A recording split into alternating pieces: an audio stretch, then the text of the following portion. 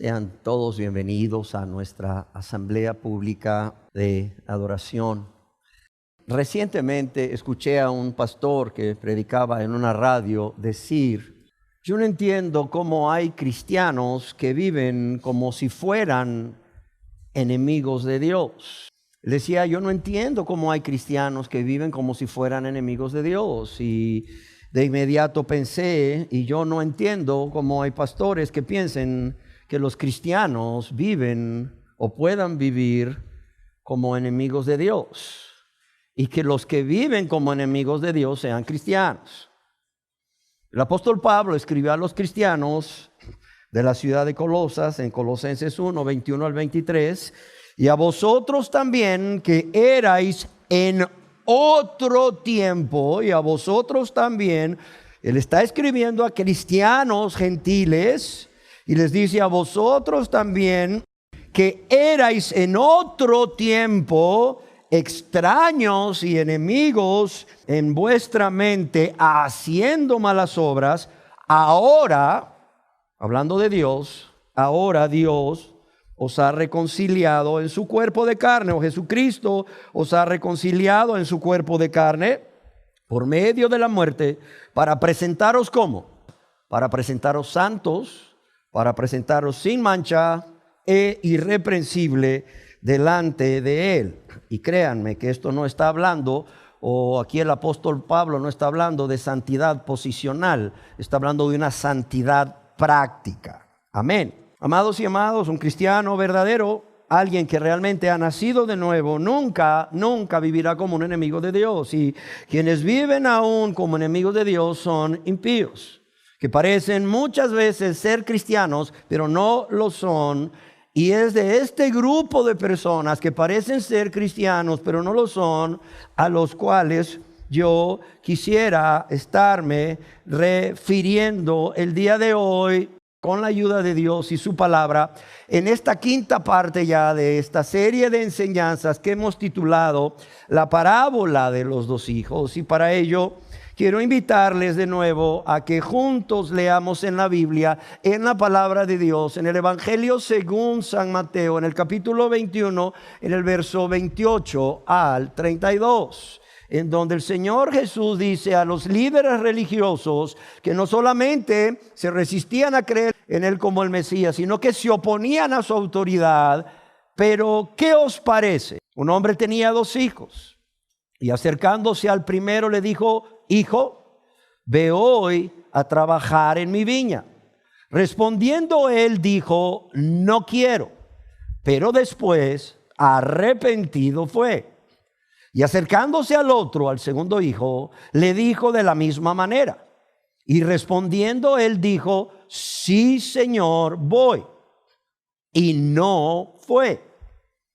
El Señor Jesús pregunta: ¿cuál de los dos hijos hizo la voluntad de su padre? Dijeron ellos, los líderes religiosos judíos: el primero. Jesús les dijo: de cierto os digo que los publicanos y las rameras van delante de vosotros al reino de Dios. ¿Por qué? Porque vino a vosotros Juan el Bautista, o a quien se le llamaba el Bautista, en camino de justicia, y no le creísteis. Pero los publicanos y las rameras le creyeron, y vosotros, viendo esto, no os arrepentisteis después para creerle. En nuestras enseñanzas anteriores compartíamos con ustedes que hay 3 verdades que podemos extraer. Bueno, quizás muchas más, pero yo quiero centrarme en 3 verdades que podemos extraer de esta enseñanza. Y habiéndonos detenido a analizar o reflexionar la primera verdad en la primera y segunda parte de esta serie, hemos pasado ahora a centrarnos en la segunda verdad, y es en esta verdad en la que vamos a continuar centrándonos. Y esta es que cada uno de estos 2 hijos, de los cuales acabamos de leer en esta parábola de los 2 hijos, como así le llaman muchos, cada uno de estos 2 hijos representa a un grupo de personas. Primeramente, a un grupo de personas en el pueblo de Israel en aquella época. Y así vemos que el primer hijo representa a las personas más menospreciadas de la sociedad judía en ese entonces, como eran los publicanos y como eran las rameras, y a quienes esta sociedad consideraba como los más grandes pecadores, pero que sí recibieron el mensaje de Juan el Bautista y se arrepintieron. Además, creyeron que Jesús era el Mesías prometido, el Salvador del mundo, y ejercieron su fe en él. ¿Para qué? Para ser salvos y así entrar en el reino de Dios.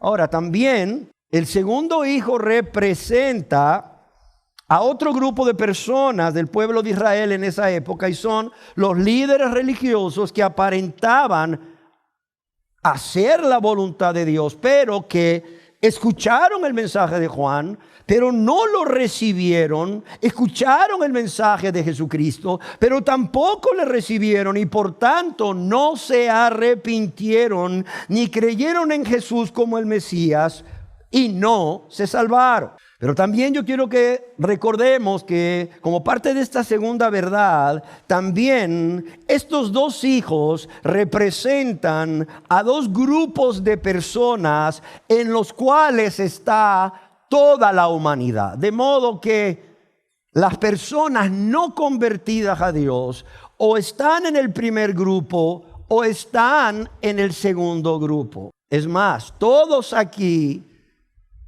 o fuimos parte del primer grupo, o algunos todavía están en el primer grupo y otros siguen siendo parte del segundo grupo. ¿Y cuáles son estos dos grupos de personas? Primero, los que rechazan las demandas de Dios o la ley moral de Dios en sus vidas, viviendo egoístamente en rebeldía contra Dios, pero que en determinado momento de sus vidas, por la obra de la gracia de Dios y la influencia del Espíritu Santo, tienen un cambio de manera de pensar que los lleva a un cambio de manera de vivir, los lleva a la obediencia y a la fe en Jesús, es decir, al arrepentimiento y fe en Jesús. Amén. Pero también está el otro grupo, que son aquellos que dicen sí a Dios y prometen guardar sus mandamientos y hacer su voluntad, pero que no tienen ninguna intención de hacerlo. Y habiéndonos referido también ya en las dos enseñanzas anteriores acerca de este primer grupo de personas que están representadas en el hijo que dijo no quiero, pero después arrepentido fue, yo hoy quiero centrarme en las personas de este segundo grupo que están representadas por el hijo que dijo yo iré, Señor, pero no fue. ¿Quiénes son estas personas? Bueno, ya lo vimos. En la época del Señor Jesús eran los líderes religiosos, eran los principales sacerdotes, eran los ancianos, conformados por fariseos y saduceos.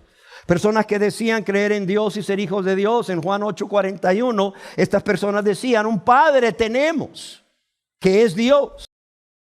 Y como decíamos, aparentaban hacer la voluntad de Dios, pero aunque escucharon el mensaje de Juan el Bautista, no recibieron su mensaje de arrepentimiento y no creyeron a quien Juan señalaba como el Mesías, es decir, al Señor Jesucristo como tal, para arrepentirse y ser salvos. ¿Y quiénes son actualmente las personas que están representadas por este hijo?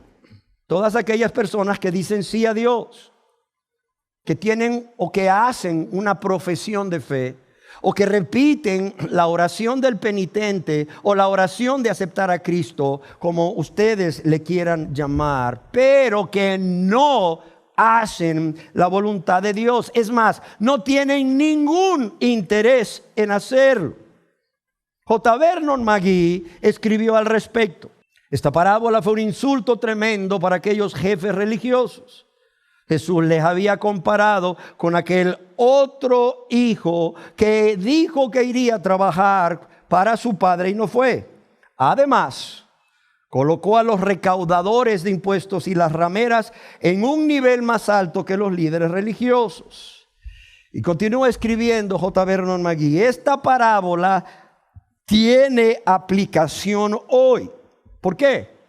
Porque muchas personas se hacen miembros de una iglesia, aparentan cierta religiosidad y piensan que ya son cristianos cuando en realidad no lo son.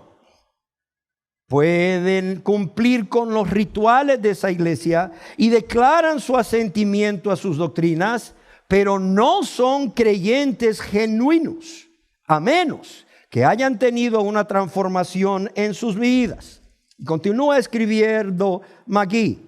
En su segunda carta a los Corintios, en el capítulo 5, verso 17, el apóstol dice: si alguno está en Cristo, nueva criatura es. Las cosas viejas pasaron, y aquí todas son hechas nuevas. Y aquellos recaudadores de impuestos y prostitutas reconocieron su pecado y culpabilidad delante de Dios y acudieron a Cristo para recibir la salvación. Vinieron tarde, porque en un principio dijeron que no a Dios, pero se arrepintieron y vinieron a Él y Él les recibió. Sin embargo, aquellos líderes religiosos tenían una religión que consistía en una decoración exterior sin ningún contenido real en su interior. Sin embargo, al igual que las personas hoy en día de este grupo, estos líderes religiosos tenían una religión que consistía en una decoración exterior sin ningún contenido real en su interior. Hasta aquí lo que escribió J. Vernon McGee. Ahora, la pregunta aquí es: ¿por qué se caracterizan o cuáles son las características de las personas que pertenecen a este segundo grupo y que lamentablemente son millones hoy en día? A continuación, yo estaré haciendo mención de una serie de características y yo deseo que usted pueda examinarse a usted mismo con honestidad y delante de Dios, con el propósito de que usted mismo o usted misma pueda identificar si usted pertenece o no a este grupo representado por el Hijo que dijo: sí voy, Señor, yo sí voy, pero no fue. ¿Y cuáles son estas características? La primera es una profesión de fe falsa. Una profesión de fe falsa. ¿A qué me refiero al decir esto? A que estas personas han hecho una oración en la que afirman aceptar a Cristo como su Salvador. Probablemente sean honestos al hacerlo. Sin embargo, su profesión de fe o el realizar esa oración de aceptar a Cristo solamente es de labios. ¿Qué quiere decir que solamente es de labios? Que esta profesión de fe no va acompañada de la convicción de pecado en sus vidas que solamente puede producir el Espíritu Santo de Dios, y tampoco va acompañada de un arrepentimiento o una renuncia a esa vida de maldad, a esa vida de pecado contra Dios y su prójimo. Claro está, con la ayuda de Dios, pero tampoco han ejercido una fe bíblica para salvación. ¿Y por qué hablo de una fe bíblica? Porque hay fe bíblica para salvación, que es una fe que transforma, es una fe que nos capacita para la obediencia, porque también está la fe de los demonios que creen y tiemblan, pero no obedecen. Ese es el problema. ¿Qué sucede cuando estas personas han hecho una oración, pero no hay convicción de pecado en sus vidas, no hay arrepentimiento, en realidad no hay en ellos, o no han ejercido una fe bíblica en el Señor Jesucristo como su Salvador para ser salvos? El resultado de esto es que no hay conversión en sus vidas. No hay conversión a Dios en sus vidas. No son hijos e hijas de Dios. No son discípulos de Jesucristo. El Señor Jesucristo mismo se refirió a estas personas cuya profesión de fe es falsa, cuando en el Evangelio según San Mateo capítulo 15 verso 8 dice: este pueblo de labios ¿qué? Me honra. Este pueblo de labios me honra, mas su corazón está ¿cómo? Está lejos de mí. Obviamente que el Señor está hablando de personas que han hecho una profesión de fe falsa. Este pueblo de labios me honra. Todo ha sido del diente al labio, pero interiormente en su corazón no ha sucedido nada. No ha habido una regeneración por parte de Dios. Dice, más su corazón está como, está lejos, dice, está lejos. No dice está cerquitita, no, está lejos de mí. Hay personas que dicen, mire, la verdad es que yo todavía sigo en mis enojos, en mis pleitos, en mis celos, en mis enemistades, en mis codicias, fornicaciones, etcétera. Pero mire, yo la verdad es que ya acepté a Cristo, ya me congrego, yo ya oro, yo leo la Biblia, yo ya diezmo, yo ya ofrendo, yo ya sirvo, estoy ahí siguiendo ahí un curso bíblico. Y mire, yo sé que todavía en mi vida hay pecado, hay que estoy cayendo y una y otra vez, y Dios lo sabe, no soy perfecto, pero mire cuánto estoy haciendo también.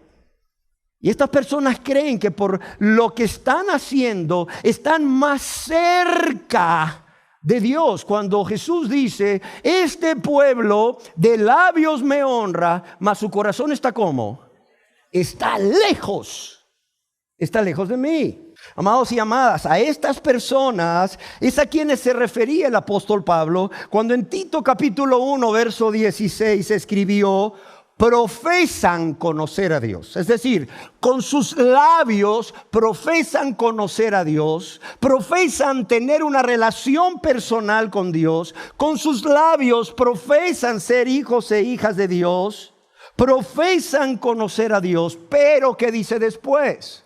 Con sus hechos lo niegan. Con sus hechos lo niegan. Óigalo bien, dice, siendo abominables, siendo aborrecidos por Dios, siendo rebeldes, es más, dice, siendo reprobados en cuanto a toda buena obra. En otras palabras, ¿qué es lo que está diciendo Dios aquí a través del apóstol Pablo, inspirado por Dios? Que estas personas, aunque dicen con sus labios, con sus hechos niegan lo que afirman. Y miren cómo Dios los ve. Dios los ve como abominables. Dios los ve como rebeldes, y no solo los ve a ellos y a ellas como abominables y rebeldes, dice, son reprobados en cuanto a toda buena obra. Cualquier obra que estas personas digan que hacen para Dios, Dios la reprueba. A Dios no le agrada. Dios no la recibe con agrado. Y esta es la realidad. William MacDonald escribió, ellos no solo creen que son cristianos, sino que se presentan ante los demás como creyentes, pero su práctica no concuerda con su profesión. Yo quiero repetirlo. Dice, ellos no solo creen que son cristianos, sino que se presentan ante los demás como creyentes. Pero el problema, ¿cuál es? Que su práctica, lo que viven en su vida diaria, no concuerda con su profesión. Lo que viven como esposos, lo que viven como esposas, lo que viven como padres, como madres, como hijos, como hijas, como familia, como miembros de esta sociedad. Sí, lo que viven ante sus compañeros de trabajo, etcétera. Eso no concuerda con su profesión. Como ejemplo de este tipo de personas en la Biblia tenemos a Nicodemo. ¿Quién era Nicodemo? Era un maestro de Israel, imagínense. También tenemos a Saulo de Tarso, un hombre que según su testimonio personal en el judaísmo aventajaba a muchos de sus contemporáneos de su nación. Es más, él se describe a sí mismo como irreprensible ante la ley. Es decir, él estaba cumpliendo todo lo que la ley le demandaba cuando él pecaba. No es que no estuviera pecando cuando era, un hombre no convertido, sino que, claro, él pecaba y decía, bueno, ¿qué dice la ley al respecto? Que hay que hacer esto, bueno, yo lo hago. Ante la ley yo soy irreprensible, estoy guardando todo lo que la ley me manda. Pero con todo esto, todos aquí sabemos que ambos tenían una profesión de fe falsa. Y no solo una profesión de fe falsa, tenían una falsa esperanza.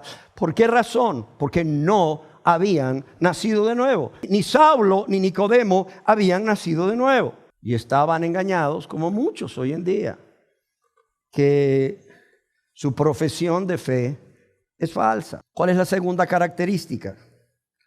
es que son egoístas. Y hablamos un poco al respecto. ¿Qué quiere decir que son egoístas? Que viven para sí mismos. Por eso dicen sí, voy, y no van, no obedecen. No quieren hacer la voluntad de Dios. No tienen la intención de hacer la voluntad de Dios porque su egoísmo viven para sí mismos, para sí mismas y están llenos o llenas de amor propio. Y debido a esto son personas que se aman más a sí mismos o a sí mismas que a Dios.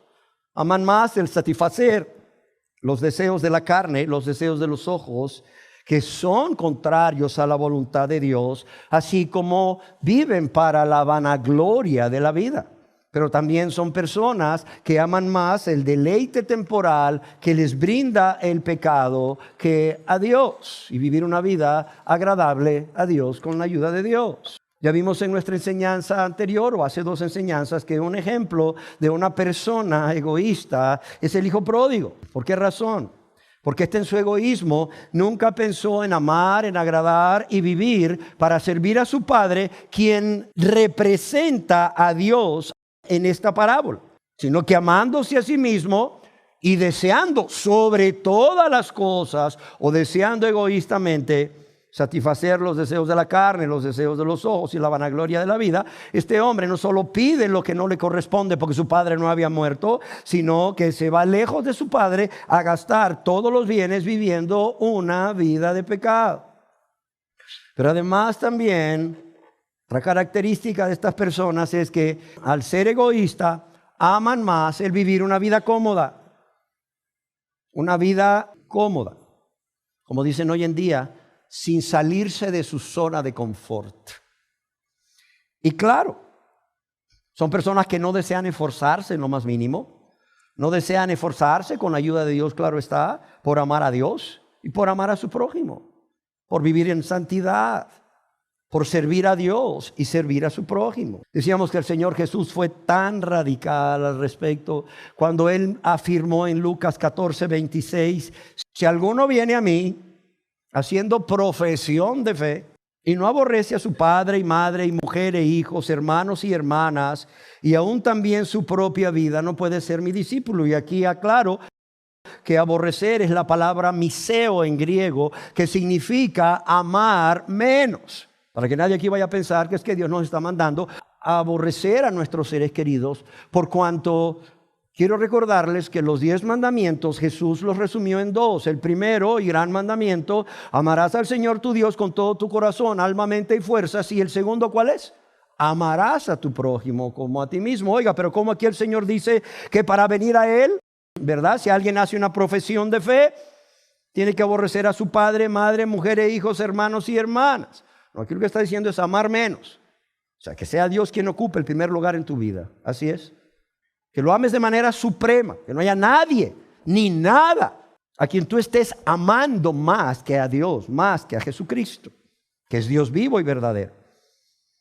Entonces el Señor Jesús dice, si alguno viene a mí, no aborrece a su padre, a su madre y mujer e hijos, hermanos y hermanas, pero también, mire lo que dice al final, hablando del tema del egoísmo, dice, y aún su propia vida, no puede ser mi discípulo, punto. Para aquellos que están amándose a sí mismos más que a Dios, por eso aún no vienen y entregan su vida a Dios para que Dios les lave y les limpie de todos sus pecados por medio de la sangre de Jesucristo derramada en la cruz del Calvario, pero también para que Dios gobierne esas vidas. Para esas personas yo quiero decirles que tú tienes que poner en el altar aún tu propia vida. Si no, dice el Señor Jesús, no puedes ser mi discípulo. O sea, no se puede ser egoísta y discípulo de Jesús. Amén. No se puede. Es como el agua y el aceite, no se mezclan, punto. O sea, a ustedes le han dicho que usted puede seguir viviendo esa vida egoísta y que poco a poco en el tiempo de Dios usted va a dejar de ser egoísta, pero ya es discípulo de Jesús. Le mintieron. Así de sencillo, le mintieron. ¿Por qué razón? Porque todo creyente o todo cristiano renuncia a las demandas de su ego. Óigalo bien. ¿Por qué razón? Porque este ha sido crucificado con Cristo. El apóstol Pablo Así como Saulo fue un ejemplo de una profesión de fe falsa, ahora tenemos a este mismo hombre, ¿verdad? Ya siendo el apóstol Pablo, que en Gálatas 2:20 dice, y ya no vivo yo. O sea, ya no vivo para mí, ya no vivo para hacer mi voluntad, ya no vivo para satisfacer mis deseos egoístas. No, ya no vivo yo, ya no vivo para satisfacer mi yo. ¿Sí queda claro? Si ya no vivo yo, dice, más Cristo vive en mí. Ahora yo vivo para que Cristo haga su obra a través de mí y se refleje a través de mi vida. ¡Qué gran diferencia! ¿Por qué razón? Porque todo creyente, todo cristiano renuncia a las demandas de su ego en el mismo momento en que se convierte. Y claro, esto lo hace por medio de la fe y la confianza en Jesucristo. Y así vemos, amados y amadas, que una de las características de un verdadero cristiano no solamente es que está amando a Dios con todo su corazón, con toda su alma, con toda su mente y todas sus fuerzas, sino que ama a su prójimo como a sí mismo. Y para ello es un requisito, es una condición indispensable que haya muerto a su antiguo ego. Con esto no quiero decirte que tu yo no te vaya a estar, ¿verdad?, ahí hablando o susurrando al oído para tentarte, para llevarte al pecado. Con esto no quiero decirte que tu yo, tu ego, no vaya a estar susurrándote al oído si ya te has convertido a Dios para tratar de manipular las cosas y que tú le vuelvas a conceder el primer lugar en tu vida como lo tenía antes de que te convirtieses y que ahora lo tiene Dios, que ahora lo tiene Jesús. Claro que el yo va a estar ahí y el yo te va a estar diciendo cosas. El yo te va a estar diciendo, mira qué bien se ve, ¿verdad? Mira qué bien se ve esa muchacha, mira qué buena está. El yo te va a estar diciendo, si alguien te ofendió, mira cómo viene ahí a saludarte como si nada ha pasado y no te ha pedido perdón, ¿no? Y muchísimas cosas más. Yo creo que cada uno de aquí ha oído la voz de su ego 1,000,000 de veces o más. Creo que todos hemos oído la voz de nuestro ego susurrarnos cosas al oído antes de convertirnos a Dios, cuando ocupaba el trono de nuestro corazón, y después de convertirnos a Dios, cuando ahora Cristo ocupa el trono. Pero el ego no se da por vencido. Si hay alguien que no se da por vencido, es el ego. Y créeme que no se va a dar por vencido hasta el día que muramos. Ahí va a estar siempre, ahí va a estar siempre, ahí va a estar siempre. Amén. Una tercera característica, y que se deriva de esta segunda, que es el egoísmo, es que la búsqueda de Dios es motivada por el interés. La búsqueda de Dios en estas personas es motivada por el interés y no por un deseo firme de convertirse a Dios y vivir para Él. Su búsqueda de Dios es motivada por el interés y no por un deseo firme de convertirse a Él y vivir para Él. Yo quiero que me acompañen y que juntos leamos el Salmo capítulo 78, verso 34 al 37. Dice el salmista acerca del pueblo de Israel: si los hacía morir, es decir, si Dios los castigaba por su rebeldía, por su maldad, por su pecado, si Dios los hacía morir, es la forma de leerlo, si los hacía morir, entonces, ¿qué dice? Buscaban a Dios. O sea, cuando el castigo de Dios venía, ¿qué hacían? Buscaban a Dios. Entonces, dice, se volvían, ¿qué? Solícitos en busca suya. Y se acordaban de que Dios era su refugio y el Dios Altísimo su Redentor. Pero, ojo con estos peros en la Biblia, pero ¿qué dice? Le lisonjeaban con su boca y con su lengua, ¿qué? Le mentían, pues sus corazones, ¿qué? No eran rectos con Él, ni estuvieron como firmes en su pacto. ¿Qué nos dice Dios aquí a través del escritor inspirado? Que cuando Dios castigaba a este pueblo a causa de sus pecados, estas personas asustadas buscaban a Dios. Pero no solo buscaban a Dios, fingían arrepentirse. Y ese es el peligro. Fingían arrepentirse, no se arrepentían, fingían arrepentirse. Pero no eran sinceros en su confesión o en su profesión. Amados y amadas, estas personas en ningún momento lo hacían por Dios y para vivir para Él. ¿Cómo lo sabemos? Bueno, porque esto queda demostrado en el hecho de que no solo no se convirtieron a Dios al describirlos el salmista como que sus corazones no eran rectos con Dios, sino que también no vivían para agradarle, obedeciendo a sus mandamientos, por cuanto también el salmista los describe como que no estuvieron firmes en su pacto. Y de igual forma, eso fue en el Antiguo Testamento. En el Nuevo Testamento vemos que de igual forma actuaban las personas que fueron partes de aquella multitud que vieron el milagro de la multiplicación de los panes y los peces, y al día siguiente todos con mucha diligencia buscaban al Señor Jesús, y finalmente cuando lo encuentran en una sinagoga ahí en Capernaum, el Señor les dice algo tremendo. Les dice: vosotros me buscáis no porque habéis visto las señales, sino porque habéis comido del pan y ¿qué? Y os saciasteis. O sea, realmente ¿cuál era el interés? ¿Cuál era el interés de estas personas en buscar a Jesús? Porque vieron las señales y dijeron: he aquí, este es el Mesías, este es el profeta del cual Dios le habló a Moisés que vendría. Vamos y convirtámonos a Él, vamos y creamos en Él. No, el Señor les dice claramente: vosotros me buscáis porque comisteis del pan y os saciasteis. Demostrando claramente que no era a Jesús a quien realmente ellos buscaban, sino a quién o a qué, a sus bendiciones. Amén. ¿Se están examinando? La cuarta característica es que dicen ser cristianos, dicen ser discípulos de Jesucristo, pero no quieren negarse a sí mismos y tomar su cruz cada día.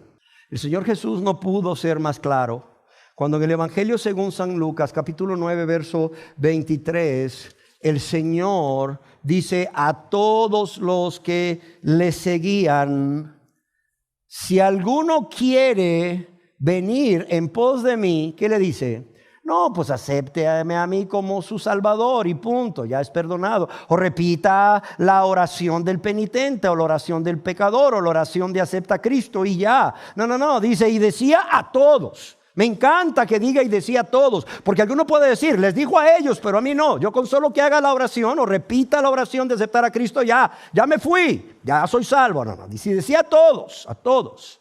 Y esto nos incluye a nosotros. Si alguno quiere venir en pos de mí, es decir, el que quiera hacerlo es bienvenido. El que quiera hacerlo es bienvenido. Yo no hago acepción de personas. Yo morí por todos. Yo soy el Salvador de toda la humanidad. Aunque claro está, no toda la humanidad va a ser salva, obviamente. Dice: si alguno quiere venir en pos de mí, ¿qué dice? Niéguese a sí mismo, tome su cruz cada día y sígame. Yo a veces pienso: híjole, el Señor Jesús hubiera sido un pésimo político hoy en día. Bueno, para comenzar, nunca hubiera querido hacerlo, pero hubiera sido pésimo político. Él no andaba engañando a nadie. No sé si me explico. Es más, olvidémonos de político. Hubiera sido un pésimo pastor hoy en día. ¿Por qué? Porque aunque Él es el príncipe de los pastores, aunque Él es el buen pastor, ¿cómo les encanta a los pastores decirle a la gente que aún está viviendo una vida de práctica de pecado? ¿Sabe qué? Lo mejor está por venir, Usted solo confiéselo y recíbalo. Es más, ahorita mismo usted, o al final, usted siembre. Y usted va a recibir, viviendo en pecado.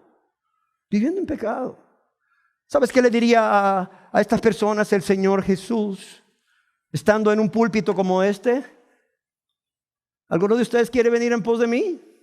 Cualquiera es bienvenido, puede hacerlo. Pero, ¿qué tiene que hacer? Negarse a usted mismo, tomar su cruz y seguirme. Ahora bien, ¿qué significa en realidad negarse a sí mismo? Yo quiero leer lo que tomé del comentario de la Biblia de Matthew Henry, porque se me hace una respuesta pero tan acertada. ¿Qué significa en realidad negarse a sí mismo? ¿Negar que uno existe? ¿O negar lo que uno es? No. Negarse a sí mismo es decir, a ese yo, y yo con mayúsculas, que hay dentro de nosotros y que nos inclina a ser egocéntricos, autónomos y autosuficientes, que no queremos seguir nuestros propios planes, que no queremos servir a nuestros propios intereses, sino que queremos depender en todo de Dios y hacer y sufrir todo cuanto Dios tenga programado para nosotros. Y lo quiero leer de nuevo para que nos quede claro. ¿Qué significa en realidad negarse a sí mismo?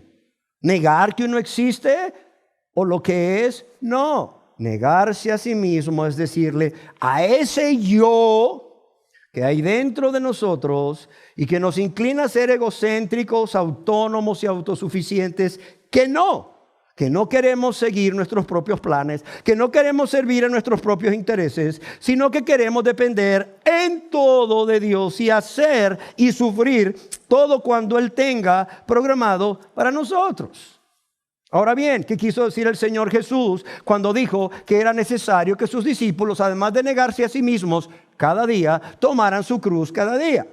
Bueno, aquí quiero tomar lo que escribió William MacDonald, me pareció muy acertado. Amados y amadas, de esto está escrito ya mucho al respecto, no hay nada más que inventar. Entonces me encanta lo que William MacDonald escribe al respecto. Dice, la cruz no es una debilidad física o angustia mental, sino un camino de oprobio. Y oye bien, sino un camino de oprobio, sufrimiento, soledad e incluso muerte, que una persona escoge voluntariamente por causa de Cristo y por morir al pecado, al yo y al mundo.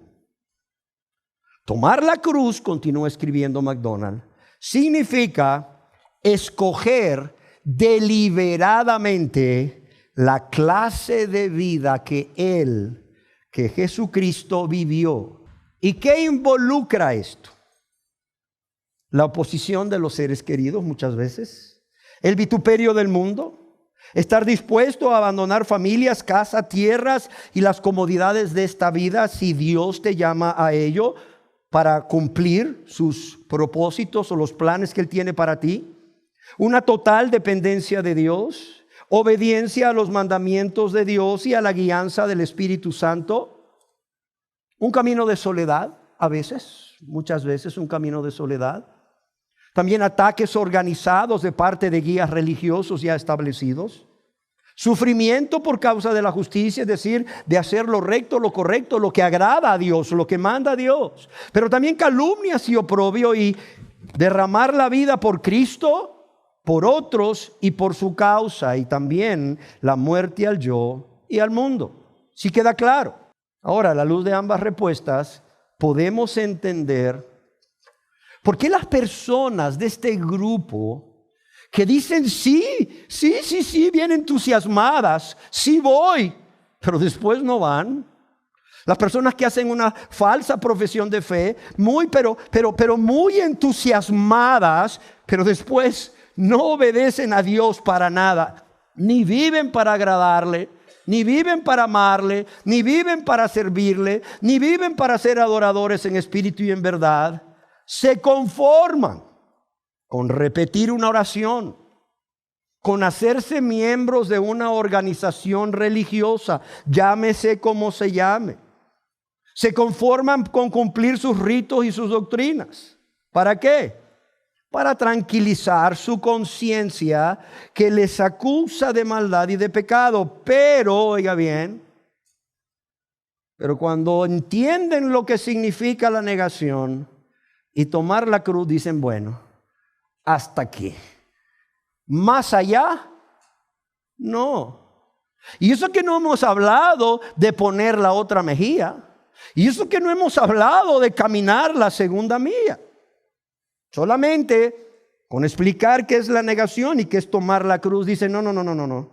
Yo hago la oración de aceptar a Cristo, yo me congrego, yo me someto a las doctrinas de esta organización religiosa, yo cumplo con sus ritos y bueno, yo creo que vamos bien, ¿no?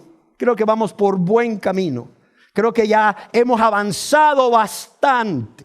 Claro, pero la verdad es que no desean arrepentirse y convertirse a Dios para ser discípulos de Jesucristo. Yo deseo hacer énfasis en que no es que estas personas no puedan hacerlo.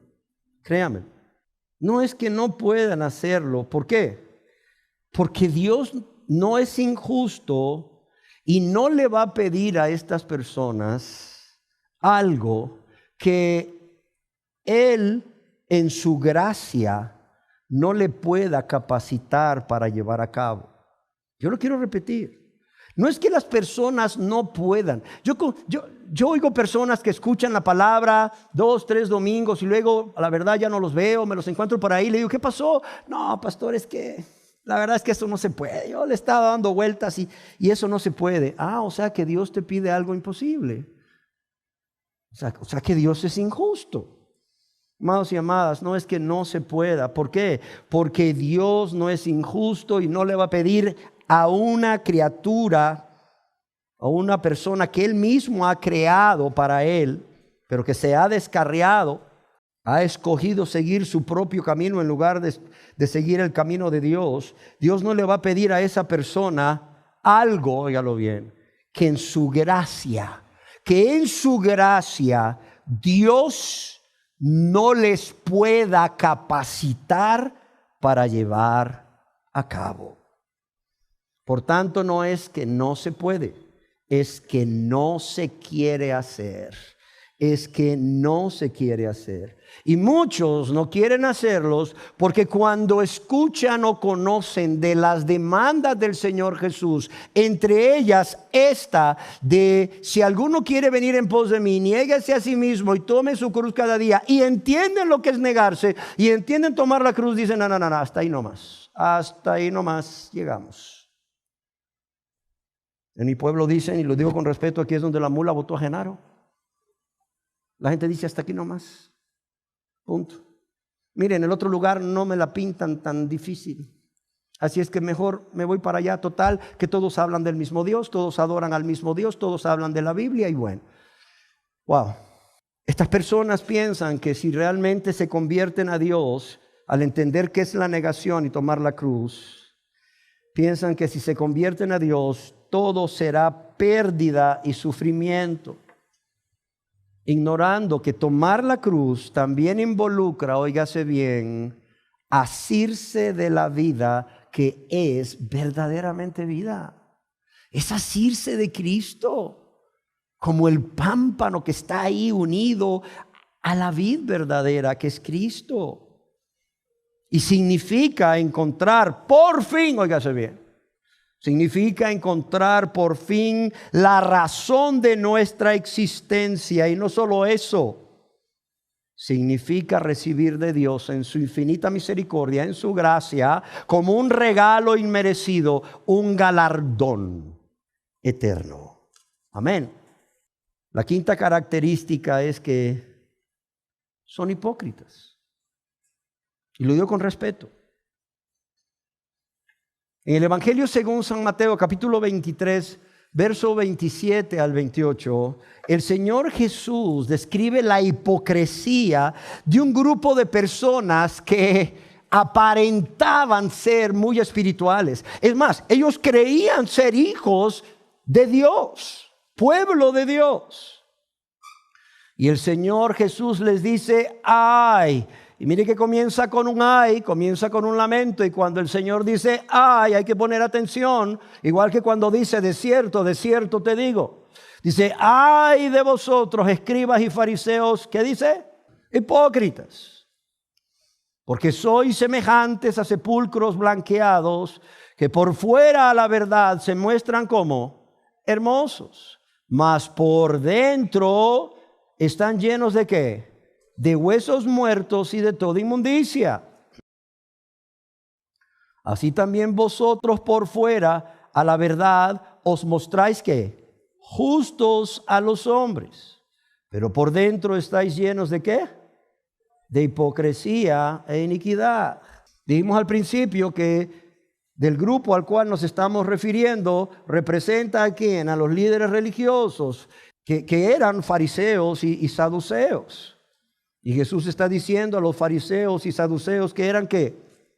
Que eran hipócritas. Ahora, ¿qué es la hipocresía? En esencia, la hipocresía se refiere al acto de afirmar creer algo o afirmar ser algo, pero actuar de una manera diferente. Ese es el problema. El problema no está en creer algo y afirmar ser algo. El problema es no actuar conforme a lo que usted dice. La palabra bíblica se deriva del término griego que se utiliza para actor.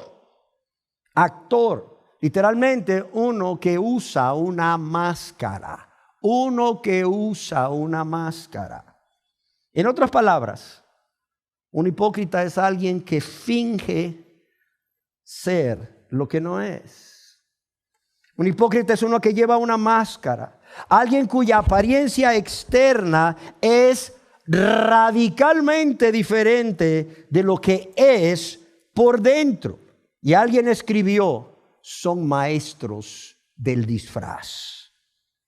Jesús llamó a los hipócritas lobos vestidos con piel de oveja en Mateo capítulo 7 verso 15, o como ya vimos aquí en Mateo capítulo 23 verso 27, sepulcros blanqueados. Yo quiero que recordemos que este hijo que dijo sí Señor voy y no fue, llamó a su padre como Señor.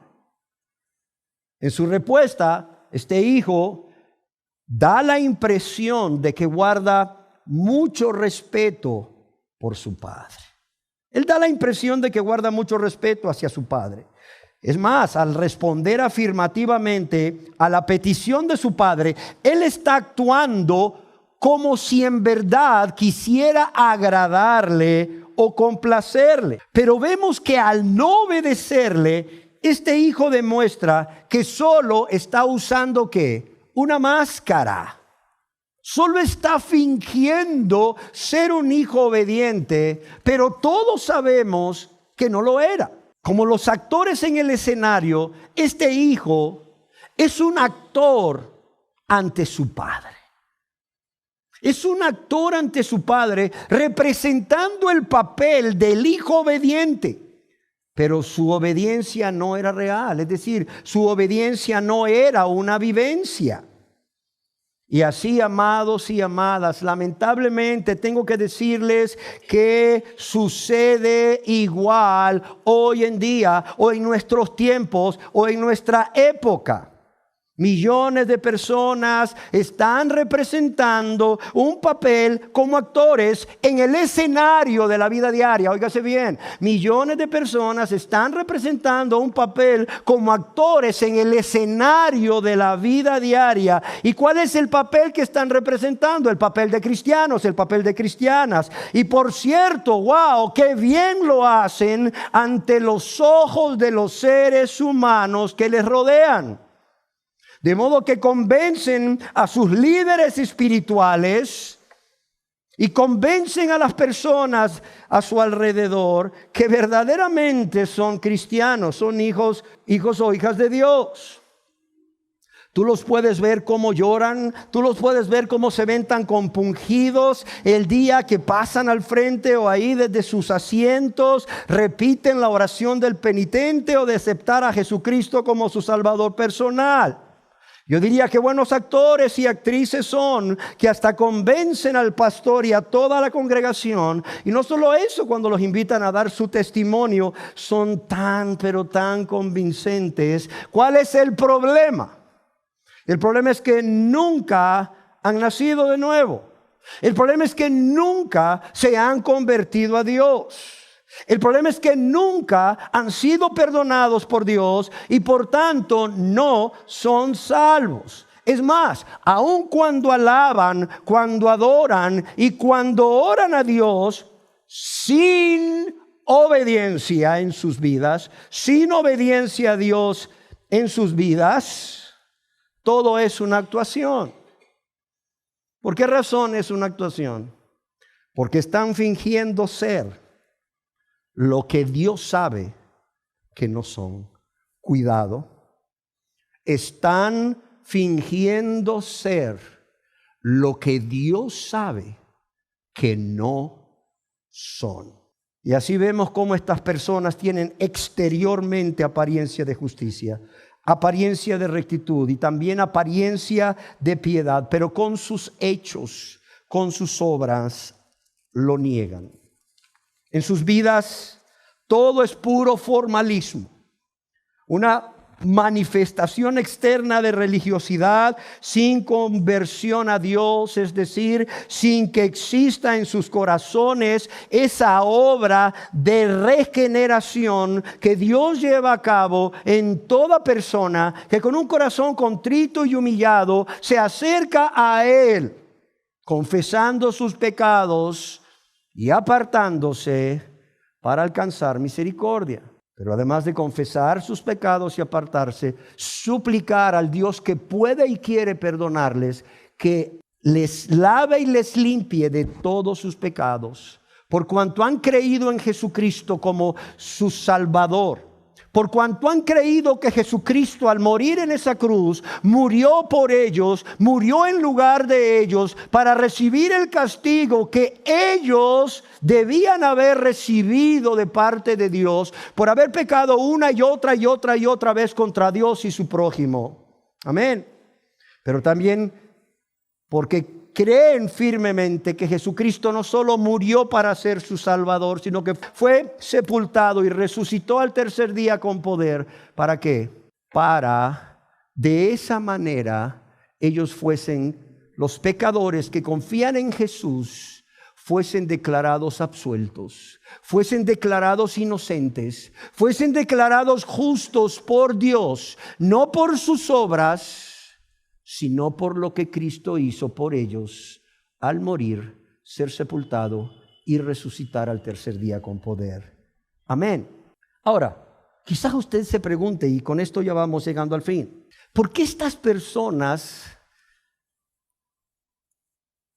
llegan a centrarse en esa vida que solamente consiste en apariencias externas sin una regeneración del corazón?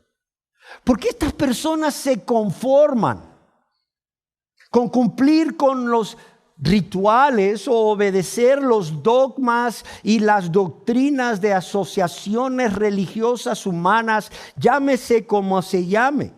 ¿Por qué? Primeramente porque creen que de esa manera, oiga bien, tristemente creen, ya sea porque ellos se han convencido a ellos mismos o alguien les ha convencido o alguien les ha hecho creer, ya sea porque ellos se hayan engañado a ellos mismos o ellas mismas o alguien les esté engañando, que al hacer esto van a aplacar la ira de un Dios que está airado contra el pecador todos los días de su vida.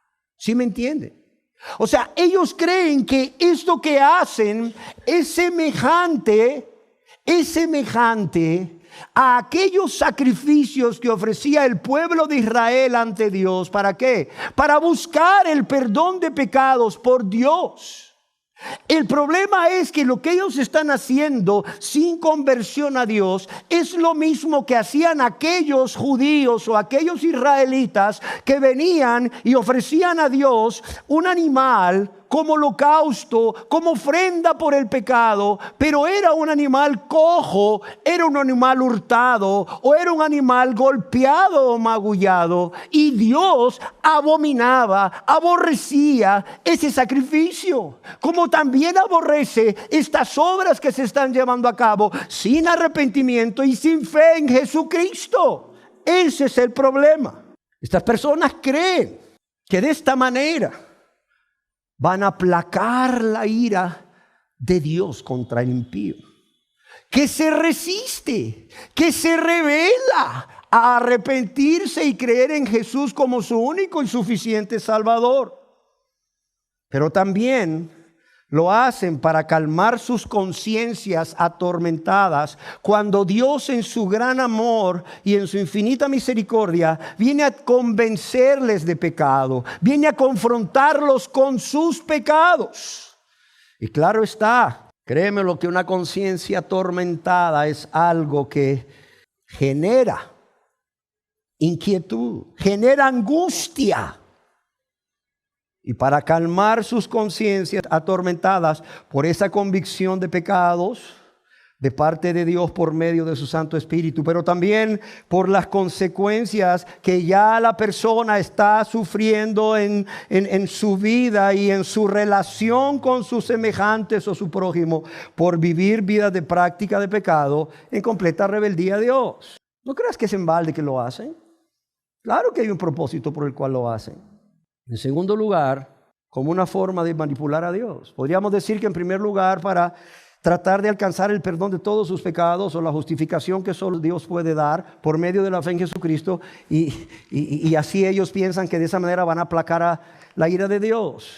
Segundo lugar, podríamos decir para calmar sus conciencias atormentadas por la convicción de pecado. Pero en tercer lugar, como una forma de manipular a Dios y así obtener de Dios todo lo que le piden en oración o todo lo que desean sus corazones egoístas. Ellos piensan de esta manera: bueno, pues si yo, ¿verdad?, me congrego, pues si luego le pido a Dios, Dios me va a responder porque me congrego. Si yo alabo, si yo adoro, si yo diezmo, si yo ofrendo, si yo predico, si yo ayuno, si yo lo que tú quieras, si yo leo la Biblia, etc., o lo que tú quieras, Dios me va a responder a mi oración porque estoy haciendo todo esto. Entonces ahí los tienes tú, sin conversión a Dios, siguiendo un ritual, punto. Pablo advirtió a Timoteo acerca de estas personas quienes tendrían apariencia de piedad, ojo, tendrían apariencia de piedad, pero negarían la eficacia de ella. Y por cierto les dice a estos: evita. Tendrían apariencia de piedad, pero negarían la eficacia de ella. Y les dice a estos: evita. Y terminó haciendo un comentario que escribió D. Edmond Hibbert cuando dice: esto no es más que el terrible retrato de una cristiandad apóstata. Un nuevo paganismo enmascarado bajo el nombre de cristianismo. D. Edmond Hibbert escribió: esto no es más que el terrible retrato de una cristiandad apóstata, un nuevo paganismo, óigalo bien, enmascarado bajo el nombre de cristianismo. Y finalizo esta quinta parte de la serie manifestándoles mi deseo de que los que no se han convertido a Dios y son como este hijo que hasta el día de hoy dicen a Dios: sí, Señor, voy, pero no van, hayan sido honestos con ustedes mismos y con Dios y hayan podido identificar entre estas primeras características una o más características en sus vidas que los ubican como miembros de este grupo de personas. Y oro a Dios además que ustedes, al darse cuenta en qué grupo realmente están y al darse cuenta del peligro que corren en sus vidas espirituales, ustedes puedan hacer un alto en sus vidas y meditar al respecto. ¿Para qué? Para que se conviertan a Dios, para que arrepentidos obedezcan a Dios. Amén. Demos gracias a Dios. Señor, te damos gracias por tu palabra. Te damos gracias por cada persona que está aquí. Cada persona que va a escuchar este mensaje en audio o lo va a ver a través de un video. Señor, y gracias por esta palabra que tú nos has traído, Señor. Más claro no pudiste haber sido, Señor. Así eras tú cuando estabas en este mundo y así eres hoy a través de tu palabra y a través de tu Santo Espíritu, Señor. Claro, directo, Señor. Porque no quieres que ninguno perezca, sino que todos procedan al arrepentimiento. Señor, yo quiero darte gracias no solo por cada persona que está aquí, sino por cada persona que ha sido honesto o honesta consigo mismo, consigo misma, y que tú le estás hablando a su mente y a su corazón. Y gracias, Señor, por cada persona que está tomando esta palabra en serio, y no solo ha sido honesto y honesta, sino que están considerando seriamente, con la ayuda de tu Espíritu Santo, tomar una decisión, y esta decisión es arrepentirse y convertirse a Dios para que sus pecados sean perdonados. Padre, y yo te ruego que sea una realidad, que esto sea una realidad, no en unos pocos, sino en todos los aquí presentes que aún no se han convertido a Dios y están en este grupo de personas representadas por el Hijo que dijo, sí Señor, yo voy, pero no fue. Y te lo pido en el nombre de Jesús. Amén.